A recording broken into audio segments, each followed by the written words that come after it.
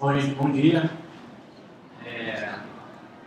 Acostumado já a fazer muita palestra, mas hoje pela primeira vez eu vou ser também mestre de cerimônia do resto do evento.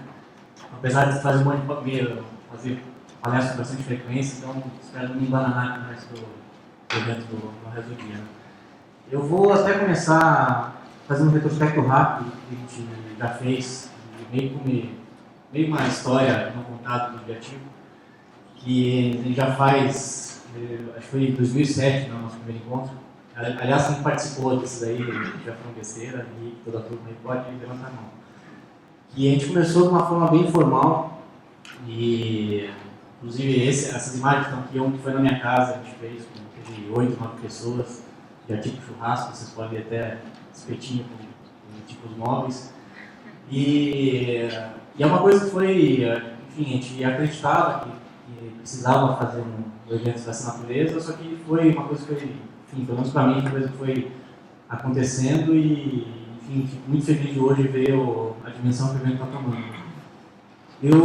Enfim, começou com esses encontros bem informais, depois a gente chegou a fazer um tipo de Open Type, uma coisa bem técnica em 2008, tentando descobrir o que dava para fazer com o Open Type.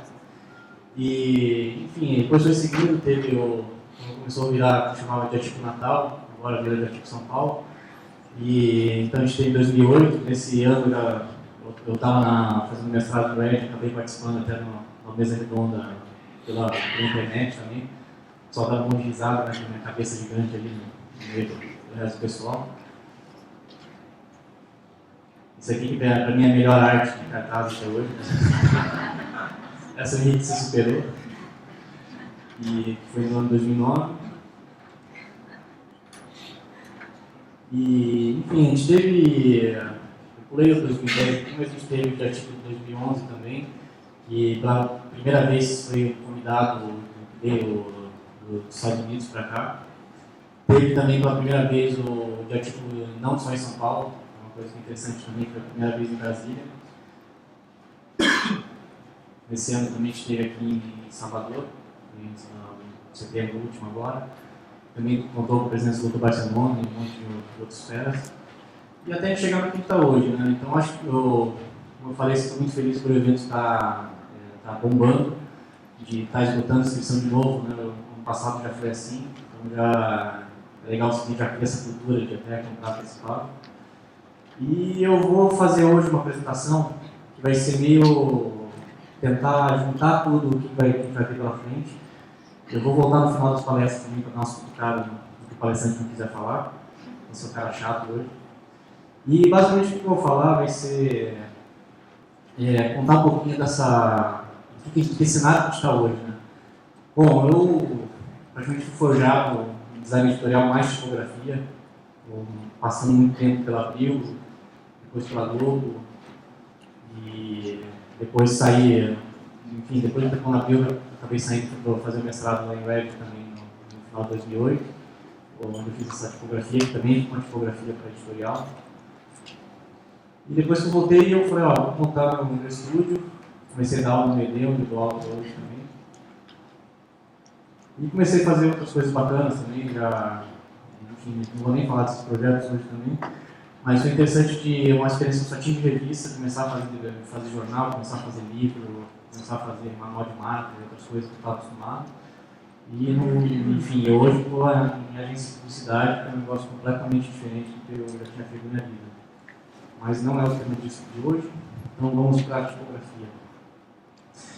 Então, basicamente, começar um pouquinho, falando um pouco do passado, acho uma coisa importante de sempre ver a questão, a gente sempre fala de visibilidade, tecnologia, que é uma coisa que sempre caminhou junto.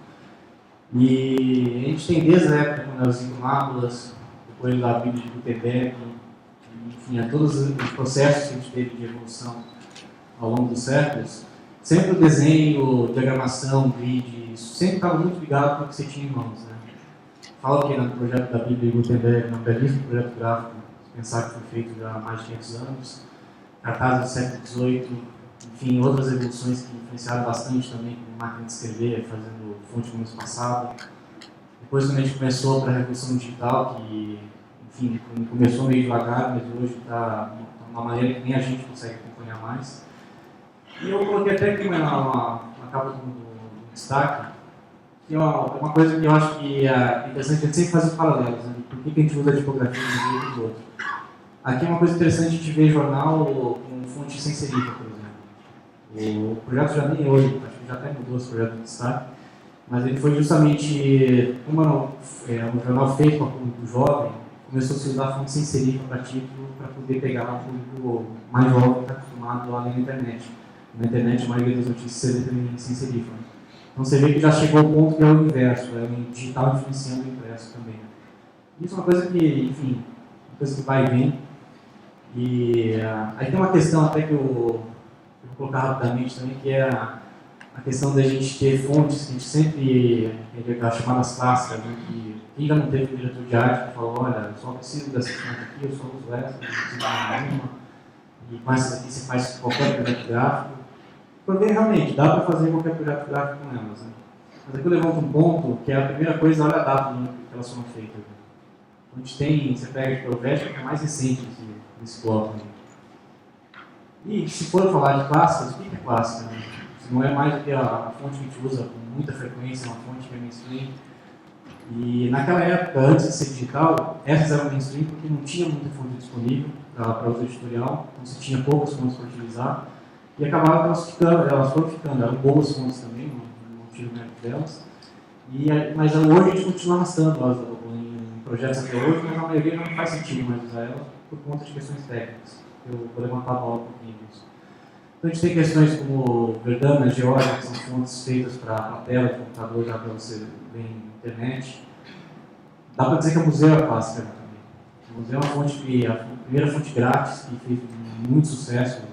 O design lançou um peso só, hoje ele vende os outros, e, enfim, todo mundo já viu um projeto gráfico lá na rua. A Trajan também dá para dizer que é clássica pelo seu uso em pôster de filme, é uma febre, né, que a gente não aguenta olhar mais, né, para pôster de filme. Mas isso, no meu ver, é isso que é uma das clássicas. Né? E dá para dizer que a Comic Sans é clássica também. O risco de ser apedrejado, mas enfim, também é uma fonte muito utilizada, a maioria da gente pode gostar, mas eu vejo que, por exemplo, esse bloco de 5 fontes, daqui a uns 50, 100 anos, a gente vai estar olhando para elas e vai dizer, olha, essas eram as clássicas daquela época, e é tudo uma porcaria, vamos revolucionar, vamos fazer outras coisas. Mas é aquela coisa, é difícil de analisar fora do nosso período. Né? Então aí também tem as datas onde elas foram feitas, as fontes. Então você vê que já é tudo fonte bem mais recente. E só para também entrar no mérito, mas se você usar o vértice, você se dá bem, né? Não tem erro nenhum. Né? Isso aí é metade verdade. Né? Ele até de sacanagem, né? Um belo cartaz aqui à direita, feito com fontes estilo vértice. E à esquerda você tem um sacanagem também, não é uma artezinha seu cacete da internet. E, enfim, mesmo com o meu vértice você pode ferrar tudo também. Né? Então é uma desculpa, na verdade, porque você não precisa ter qualquer outro tipo de fonte, e com essa você se resolve. Vamos pensar fundamental a coisa do editorial, que é o contexto. Né? Então, aqui tem 2 exemplos de publicações que são completamente diferentes. Tem a Ellen, uma revista mensal, feminina, de moda. A Continha, uma revista semanal de celebridades. Então, você tem que o uso tipográfico, à esquerda, a tipografia está para ilustração. À direita, a tipografia tem aí sim ela tem que ser invisível. Porque a tipografia ela tem que chamar a atenção é a foto.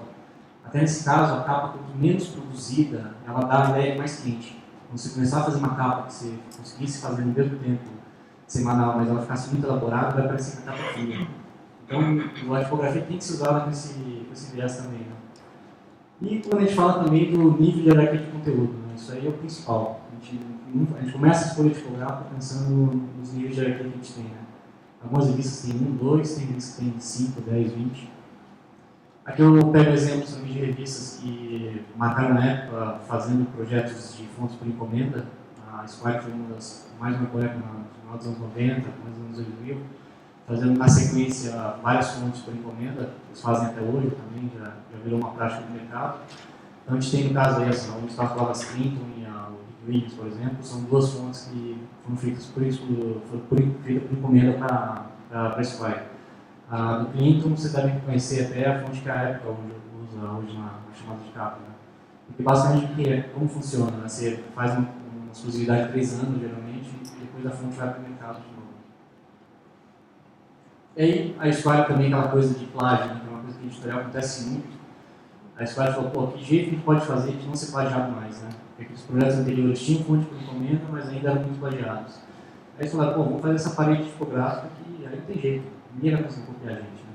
E realmente eles conseguiram fazer isso por mais de 3 anos. Eles pararam cerca de 6 meses atrás, eles voltaram a ser de outro jeito. Só que também não dá para dizer que não dá para copiar, né? Então se pega o caso da Playboy da Argentina, e enfim. Mas aí quando você vê que não adianta só fazer do mesmo jeito, que nem a perspectiva está boa, né? A foto é melhor, mas enfim, o resto é assim, dá.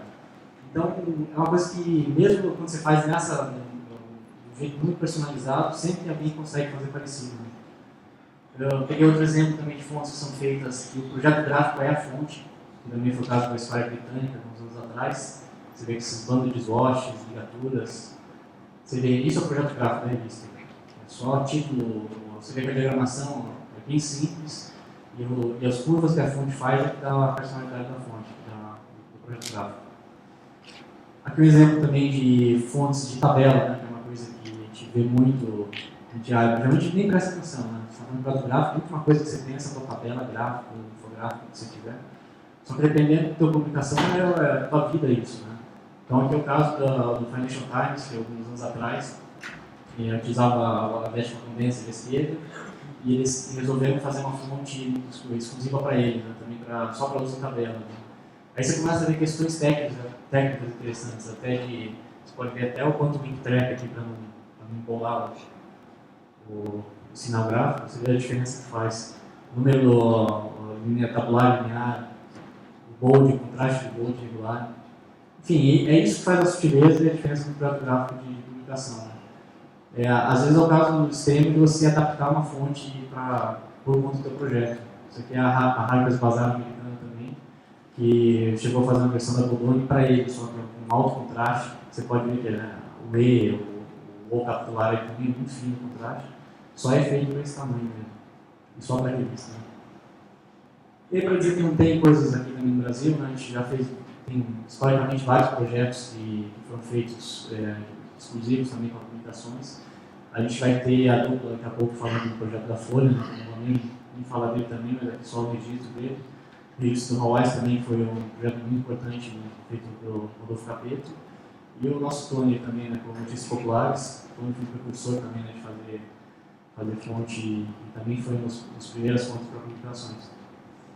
Eu cheguei também a fazer algumas nos últimos 10 anos aí também, basicamente entre 2002 e 2006, e tudo para mim, quando eu trabalhava lá, fazia para outros diretores de arte. Às vezes era para usar uma vez só, como é o caso dessas gigbacks aqui embaixo, na direita. Outros casos é fonte para projeto gráfico mesmo. Esse é também o caso que sendo usado até hoje, acho que está uns 7 anos já quase. E a gente tem o nosso amigo do Wilson. E o grandão na tela. O Wilson também é interessante assim, eu coloquei ele aqui porque esse é o newsletter de MyFonts do mês passado, está ele lá no puta destaque, lá na entrevista com o nosso amigo aí. E é interessante realmente, assim, a gente entrou no cenário internacional já, na parte de desenvolvimento de fontes, a gente já não precisa mais ir fora para buscar alguns tipos de soluções. Então, meio que junta a fome e a vontade de comer agora, né? É o cenário que a gente tem hoje. Né? Então, isso foi o que aconteceu recentemente. Eu vou juntar algumas coisas que são importantes hoje também, que influencia a escolha de fontes. A principal dela é, o diretor de arte tem que saber o que é. Se ele não sabe o que é, não adianta. Eu já conversei com vários diretores que queriam fazer fonte por encomenda para publicações deles. Às vezes queriam começar o projeto pela fonte e não sabiam nem que tipo de fonte eles queriam. Né? Aí complica, né? Senão você praticamente está fazendo um projeto para ele. Né? E a chance de dar errado é muito grande. Essa aqui é a fonte da Vogue brasileira, que foi feita no ano passado. E esse é um caso, assim, que a Mila Waldeck, que é diretora de arte lá, ela curte muito tipografia também. E ela começou a correr atrás de fontes que ela gostaria de usar para o novo projeto gráfico.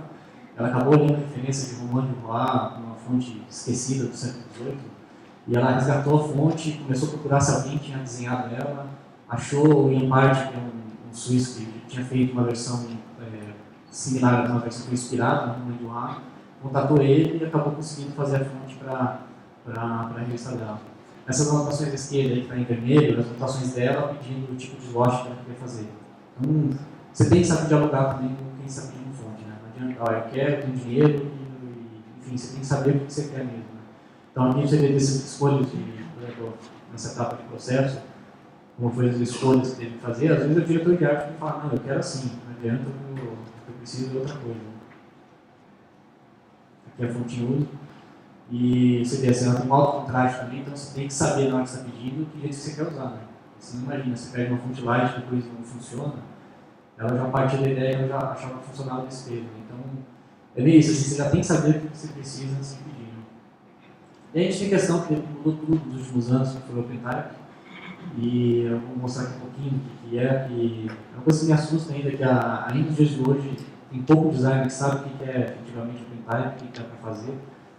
E a gente começa desde que seja de um monte de caracteres que antigamente não tinha, que não cabia nos 256 caracteres do PostScript. E a gente entra também nessa coisa que é fundamental para o editorial, né? Checar acento, né? A gente tem, se tem acento ou não para a revista que você quer fazer, o livro, o jornal também. Então isso é fundamental você checar isso antes. Questões também como ver que tipo de recurso que você tem. E aí a gente vai entrar numa discussão que eu vou deixar até para a mesa redonda no final, que é essa questão de custo de fonte. Né? Você imagina, uma fonte, essa é a fonte que eu fiz no mestrado, eu inventei de fazer, por exemplo, um número linear, aqueles cientiformes que elas mudam de acordo se a letra que vem antes é maiúscula ou minúscula. Imagina isso, para desenho você gasta muito mais tempo fazendo. Só que o preço, então, é muito mais caro. E às vezes a gente está acostumado a ver com uma fonte só. Então, aí que começa a dificuldade de entender a variação de preço de fontes. Né? Pensar também para que língua que ela foi feita. Né? O Robert Mingus, lá no livro lá do Limite Tipográfico, ele até cita, bate na tecla que você tem que usar a fonte. Se ela faz tipo, um romance francês, você tem que usar uma fonte francesa. Né? Eu não chego a esse ponto, né? Mas é uma coisa que a gente começa a ter uma diferença. A primeira é, quem desenha a fonte vai sempre fazer para a língua dele melhor. A minha é melhor para o português que para o inglês ou para qualquer outra língua. Então é uma coisa que tem que ser levada em conta também na hora de escolher uma fonte para projeto. Né? Principalmente porque tem fontes que tem muito, elas carregam muito nacionalismo. Tem fonte que você bate o olho, você sabe que é holandesa, enfim, você já saca de cara. Né? Outra coisa no OpenType fundamental é a questão de fontes caligráficas, né? Ou cursivas, ou fontes que imitam lettering também. Sem OpenType, sem esses recursos, as fontes que não têm esses recursos já hoje jogam tudo no lixo. Né? Você tem que ter esses recursos, são recursos como esse, que automaticamente você já tem o complemento da letra, que ela vai mudando de acordo com a letra que está antes ou a letra que está depois. Nesse caso é a Zapfino, Pro.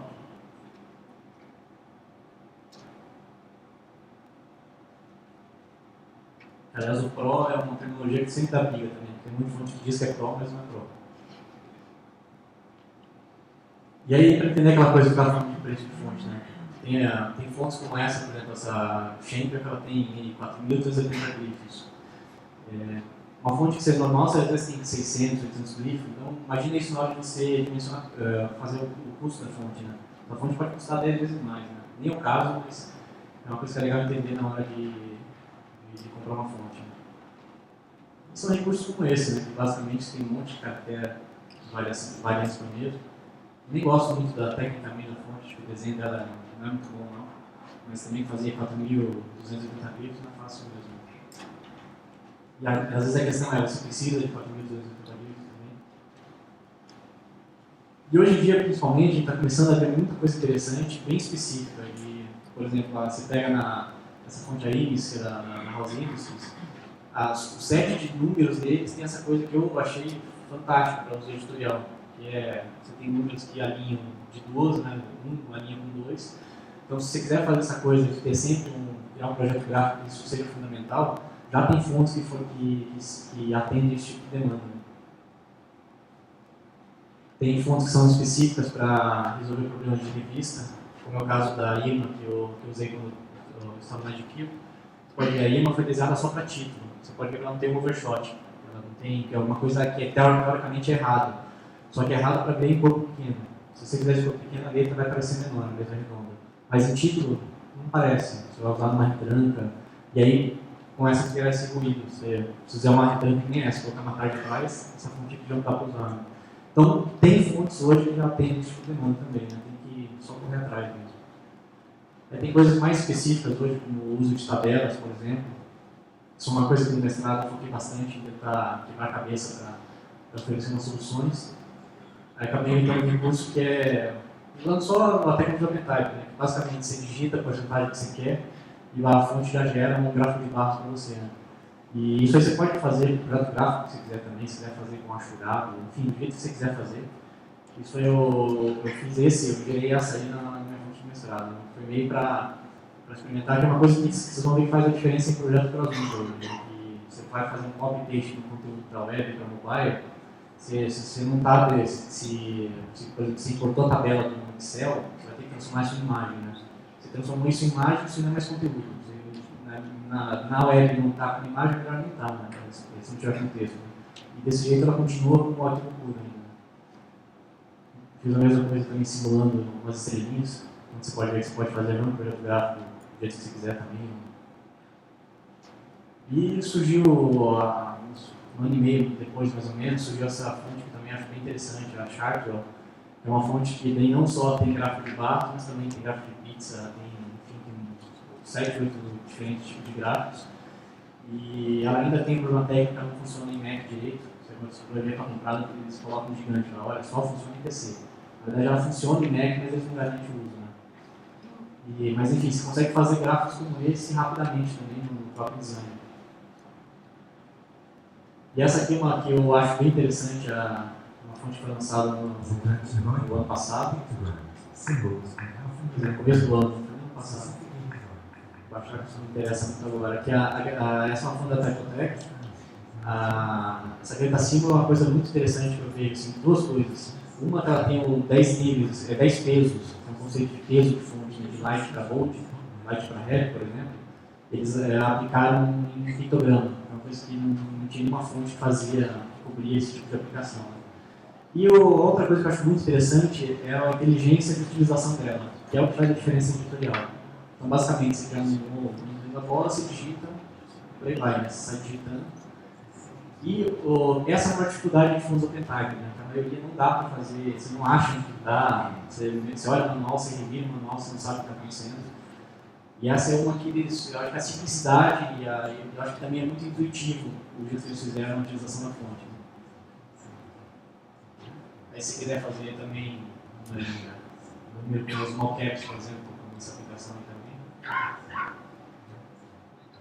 Enfim, imagina um projeto gráfico que você pode puxar a fonte de dados já direto, você não precisa ficar puxando outra fonte para puxar pictograma. Isso aí é genial também, ó. Fazer negativo, você coloca 2 parênteses no vídeo e te dá a forma negativa. Né? Ó, se quiser também puxar e vira, coloca palavras também no meio, duas vezes negativa. Então, esse é um tipo de inteligência que é bem interessante e isso pode ser customizado. A gente está falando de fonte de varejo aqui, né? Que é o caso dessa fonte, mas ela podia ser fonte de encomenda, você fazer o desenho que você quiser, a programação que você quiser. Enfim, o seu desenho, aí tem isso. Isso eu também acho bem interessante. Você imagina, você pode montar um projeto gráfico inteiro em cima disso, né? Dependendo se você tem, por exemplo, publicação de guias de bares e restaurantes. Você pode montar um monte de coisa que já é tudo fonte. Né? Isso, de novo, é uma grande vantagem para você na hora de você jogar com outras mídias. Porque às vezes você pode falar, mas eu faço no design mesmo, não importa com você. Embora, mas tem esse problema. E também tem um banco semântico, né? Tem um monte de palavras. Isso tem várias fontes de mercado já que são só assim. Tem 500, 600 palavras e você sai digitando elas e elas se transformam em figura. E a gente tem projetos também que são interessantes até pelo jeito excêntrico de ser construído. Essa fonte, por exemplo, ela é feita só nessa versão light, do fim, né? Limite assim, de legibilidade e feito em vários estilos históricos diferentes. Né? Você tem a black letter, você tem a serifada quadrada, você tem a serifada normal, metálico. Ela não tem outros pesos. Então, às vezes, assim, que tipo de utilização dá para fazer?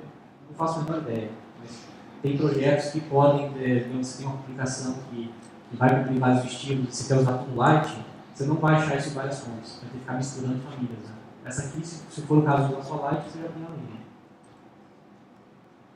E para fechar o bloco de presente, o que está acontecendo hoje, a gente tem as grandes foundries europeias e americanas, elas estão olhando muito para o mercado asiático, o mercado do Oriente Médio, o mercado da Índia, eles estão sedentos, que é uma coisa que o mercado tem crise europeu, no mercado europeu, o mercado americano, e já está há alguns anos que eles estão tentando montar bibliotecas inteiras de fontes para esses mercados, e eu estou sentindo até uma carência do mercado editorial latino mesmo, né? Que estão, em vez de também se fazer cursos interessantes para o latino, está todo mundo investindo em outras línguas. Né? E eu também acho interessante esse tipo de coisa, mas eu estou achando que está tendo um gap aí o mercado podia estar sendo melhor atendido no mercado latino. E a gente tem, é o caso, muitos que eles querem fazer a fonte que ele faz em várias línguas. Né? Tem a língua latina dela também, tem a versão de Devanagari e outras línguas também. E também fechando esse bloco, a gente tem a questão, que é uma coisa que está me preocupando hoje, é o jeito de vender fontes.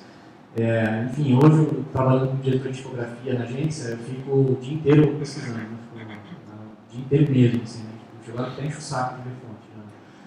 Mas é um negócio que estou vendo principalmente o que está acontecendo no MyFonts, né? Que está fazendo muito desconto de fonte.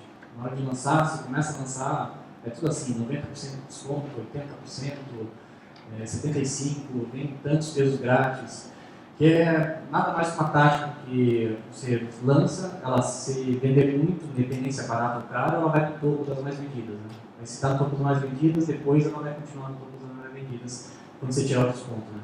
Só que, enfim, eu não vendo fonte, é opinião minha mesmo, mas para mim, o que se vende muito no lançamento, quem está fazendo isso não está ganhando muito dinheiro de qualquer modo. E depois abaixa muito a venda e você acaba que você às vezes está lá no topo, mas você não ganha nada com isso. Né? E o pior de tudo isso é que se você não quiser adotar essa prática, você também está sendo prejudicado, porque você está competindo um monte de fonte lá, uma do lado da outra, a tua lá digamos, é uma fonte que é de qualidade, aí tem um monte que tem muito desconto. Quem não quer desconto, né? Além de 80%, 90%, você acaba no desconto. Eu comprei algumas coisas dessa verba mesmo, eu comprei para a agência, lá, que falei, 18 fontes por $29, maravilha, né? Eu abri a fonte porque também assim, o MyFonts tem problema, não tem espécie direito, né? Tudo, você fica vendo só naqueles textinhos que eles colocam lá. Eu digitei uma frase com a fonte e já vi que não dá para usar. O procedimento era horrível. É uma coisa, uma fonte que você pretende utilizar para qualquer projeto, né? Então, para projeto editorial, eu acho que essas fontes não estão servindo mais. Né? Quer dizer, nunca serviram, mas elas não estão atendendo essa demanda também. Né? Aí sim, aqui eu acho que tem umas coisas interessantes, que é você deixar um peso grátis para a pessoa testar, aí, tranquilíssimo. Outras fontes estão fazendo algumas coisas interessantes, como a gente tem aqui na direita lá no Type, isso eles estão fazendo, eu tenho comprado várias dessas lá, que é comprar para mim, nem para agência, que também baixa 80%, né? 90% de uma seleção, né, que não é a família inteira, eles escolhem tipo, 3 pesos e fica aí, tem isso, ó, são 4 horas para vender, e se chegar até 400 vendas, acabou. Então você tem que ficar meio correndo para comprar as fontes. A Font Shop faz uns descontos também de vez em quando, aquele lá também em cima também faz bastante desconto. Mas é uma coisa que eu tenho preocupado isso, que essa prática está fazendo você comprar fonte de qualidade e ela não está te atendendo. Né? E vocês sabem, né, comprar fonte é difícil, né? Convencer o cliente, o seu chefe a comprar. Né? Comprar 2 vezes, então, é a coisa mais difícil ainda. Né? Então, acho que ficam atentos, assim, de tentar, pelo menos tentar ver os PS em outro site, para ver se a fonte é boa mesmo. Outra coisa que até eu não coloquei aqui, mas que é muito interessante, a Font Shop está fazendo um esquema de você testar direto no design, no Photoshop, no Illustrator. Um pluginzinho que você baixa, você já vê todas as fontes da biblioteca dele e você já vê o teu layout. Né? Que era uma dificuldade que a gente tinha, né, de utilização de fonte. E essas que eu coloquei aqui são fontes de riqueza de estilo de vida, que é o que eu vejo hoje uma grande tendência que tem acontecido de publicações, e que você pode publicar uma linguagem refinada, também uma linguagem completamente diferente, e eu acho que elas ainda não acharam a linguagem gráfica delas. Eu acho belíssimo esse projeto. Ou não.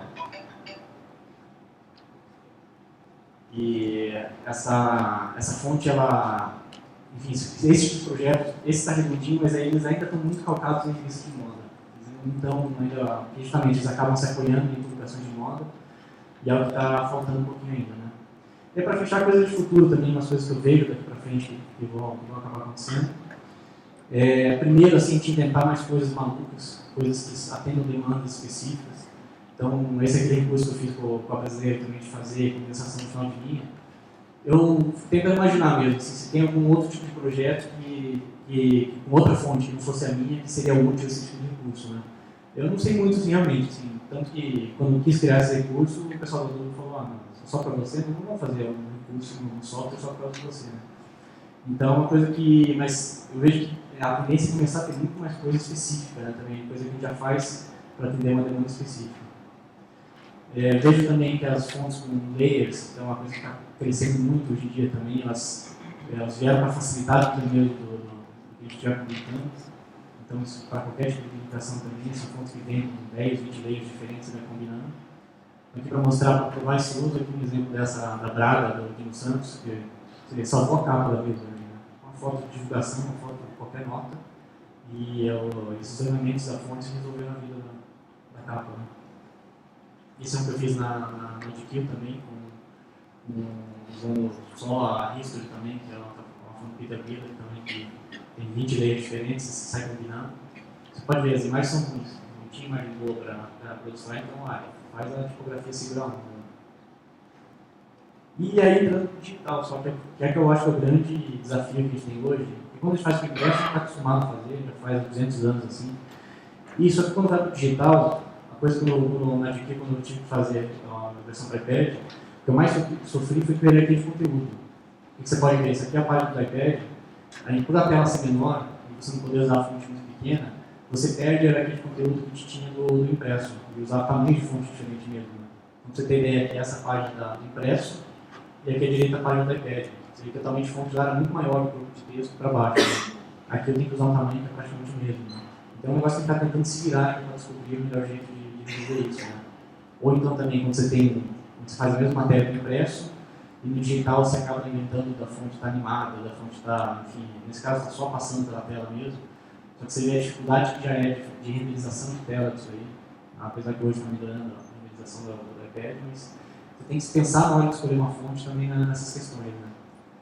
E aí entra também o outro problema, né, que é as mudanças constantes de tecnologia, né, que cada vez mais está mudando está muito rápido. Essa mudança do iPad, quando mudou para a retina, né, no display, teve a diferença de renderização de fonte. Né. E o que aconteceu assim, tinha projetos gráficos de revista para iPad que funcionavam muito bem no 2, quando foi para o 3 ficou um caos, e vice-versa também. Então, isso funcionava muito bem e parava de funcionar. Então é uma coisa mas isso tem que ficar se adaptando mesmo, né? Uma coisa que daqui a pouco já acaba, né? E para fechar, o web fontes, que é uma coisa que a gente se fala, também é uma coisa que ainda me preocupa, que a gente estava discutindo um pouco o que dá para se fazer com web fonte. E quando se fala de editorial, o que é? A extensão da marca, né? Você está fazendo qualquer tipo de publicação, quando você dá para o digital, você tem que manter a mesma identidade, né? Antigamente a gente era obrigado a ficar com essa medida de fontes, né? Hoje você já pode usar qualquer uma. Fiz até uma simulação aqui de uma página que é esquerda sem a fonte renderizada, a direita renderizando a fonte, enfim, você vê o projeto gráfico inteiro montado em cima da fonte. E a gente tem páginas, por exemplo, você pega como Mass Traveler, essa diagramação do site é exatamente igual a diagramação da revista. E tudo que você está vendo ali em cima é tudo fonte, é web fonte. É tudo web fonte e HTML com CSS3. Então não tem essa coisa de precisar mais ficar vindo para Flash, você consegue manter a identidade do projeto. Né? Pode que a belíssima fonte também, do Dino Santos, essa fonte. E a gente tem um outro exemplo também, de como começa a criar muito mais personalidade o site com esse tipo de fontes, né, com a web fontes. E tem vários, aí eu recomendo como leitores, por exemplo, o Fontsface, que é um site de informação sobre o que é web fonte. A gente tem vários serviços que fazem isso, que vendem, comercializam fontes, como foi o Fontsprint, Typekit, o Adobe, Fontdeck, Webink. Fontscore também faz o que também gera a versão de web fonte, tem um aplicativo bem interessante. E aí, esse é outro projeto, essa é uma coisa que eu acho daí sim que a gente está precisando de designers, tanto designers editoriais e também type designers, tentar melhorar o jeito que a gente começa a ler só em digital. Né? Eu estou participando do beta teste de um aplicativo que ele faz, que começou, ele meio que identificaram que a gente tem um problema de focar, né, no conteúdo que a gente está vendo no site, tem muita coisa em volta. Né? Então você não tem mesmo, o déficit de atenção é grande mesmo para quem não tem problema. Que é isso? Esse site, por exemplo, o site é bonito.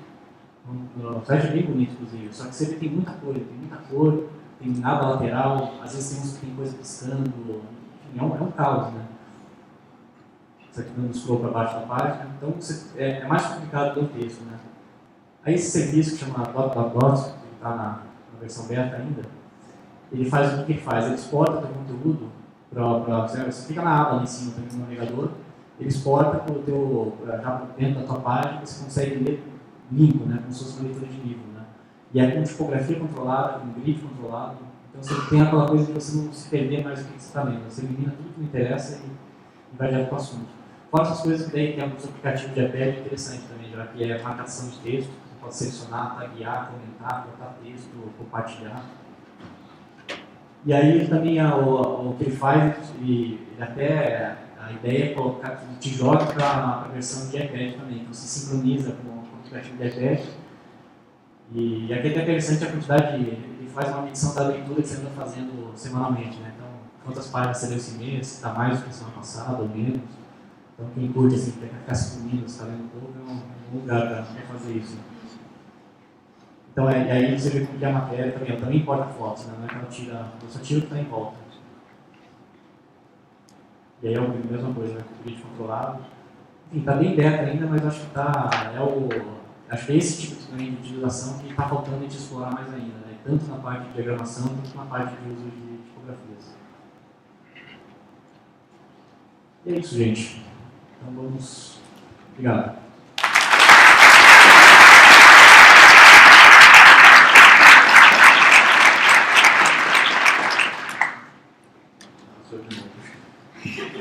Vai ser só essa vez. Eu vou apresentar os outros.